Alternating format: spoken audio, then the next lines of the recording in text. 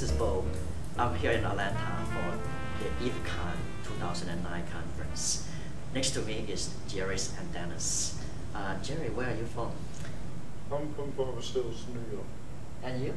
Also, Forest Hills, New York, which is Borough of Queens. So, and born and raised in New York, as a matter of fact.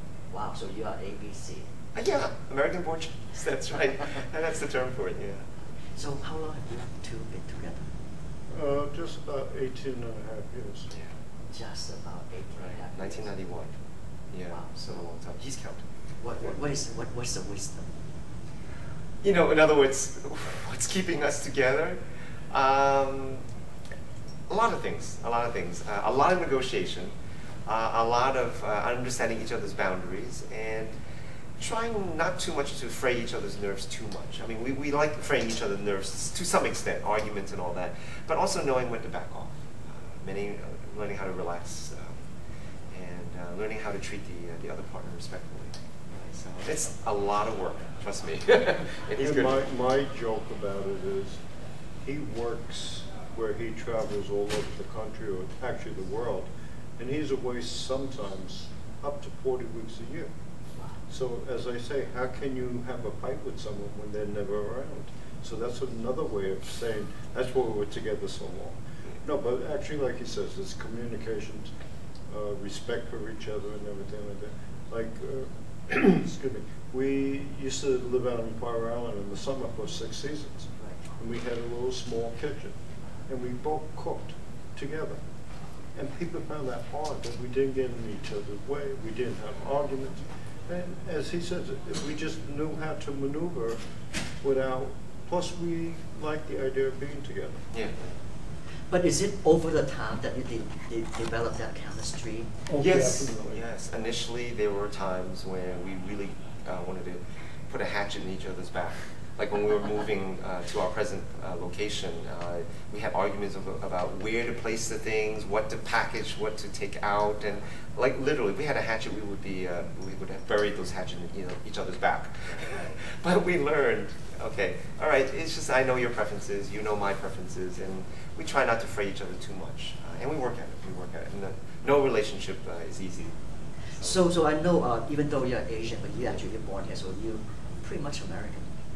I guess my education, my culture, yeah, very American. Although I have to admit, brought up in a Chinese speaking family, I still have some cultural background in Chinese that I still enjoy very much, and wish I had more of. So I guess my point is, Yeah. so Jared, do you find that there's some cultural difference? Oh, yeah. Even though Dennis was born here in this country? No, well, I mean, I look at it this way. Dennis's father was American-born Chinese, but went back to China and then came back here. His mother is from China. So he was brought up in the more traditional Chinese way, rather like his cousins were brought up in the American Chinese way. But what I do like about him, I do complain to him, is when him and his mother go at it, and I don't mean bad by talking, they go into Chinese. And I'm like the bump in the log because I got no idea what they're talking about. Yeah. Sometimes, of course, if it involves him, I definitely translate it so he can hear it. And I also find interesting, Jerry has picked up on some of these cues. Wow. We would be talking, my mother and I talking in Cantonese, and Jerry actually would get a semblance of what we're talking about. Not exactly, word for word, but yeah, he's. Yeah, you could go to market too. Yeah, right. He understands that. It's very interesting. He picks up the vibes. So there is a cultural difference. Oh, definitely. I mean, I'm American-born, Irish-German descent. Right. And as he is, he's a Chinese that was born here in New York in Chinatown. But even though there's different culture things, we do try to incorporate, like I cook, I'm an ex-chef, so I cook Chinese food, and I made a dinner for his mother, and she was so shocked at me as an Irish, German, American, and I told her, I said, well, all I did was look at the cookbook, and being a chef, you know, if you don't know things, you read and you could do 1, 2, 3, and she said it was one of the best meals she ever had. Right. Bottom line is he learned how to cook with a wok, which is unusual. So on your end, Yeah. since you grew up here, so you understand American culture. So that part of the element of the relationship doesn't really exist because of you're here. Yeah, or at least it's not so unusual. Right, right. His cultural background, I at least can understand a bit more of. So, being the fact that I have many other friends also with similar backgrounds definitely helps. So. But by the way, I talked to Dennis earlier on a different video clip, and you should definitely watch it. Dennis really enjoying S&M and have an extensive knowledge of S&M. And let's talk a little bit about that. Okay. So you did mention that he's not into S&M. Right. But you are. But over the year, he actually developed all these skills that. He has, surprisingly, for someone who's not into S&M for himself, he's actually learned a lot of the S&M culture, the language, the codes we use, the communication part. He even knows the do's and don'ts and the precautions. I mean, that's a lot for someone who's not into SM to willing to share with his partner. So he understands the whole culture. So I'm comfortable with him talking about the topic as opposed to offending him or leaving him out of the picture. I don't have to leave him out of the picture when I talk about SM.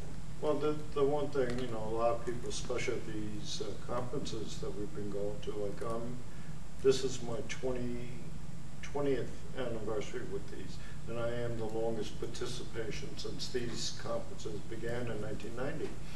That we probably, 6, 7, maybe even 8 classes we've done over the years. Together, done classes like one we talked about yesterday. So, people are surprised that I'm not into it. That he's still that I can teaching. demonstrate. Yeah. Like one of my things I like to do is use a cat and nine tail, or what we use is deer skin whip.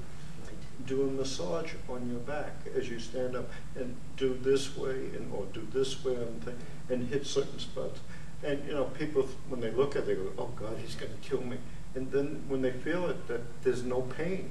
I said, "Well, that's the idea. S&M is into that too." And I kind of picked up on that point, rather than what people might perceive S&M as the pain or anything. My thing is the gentle end of it.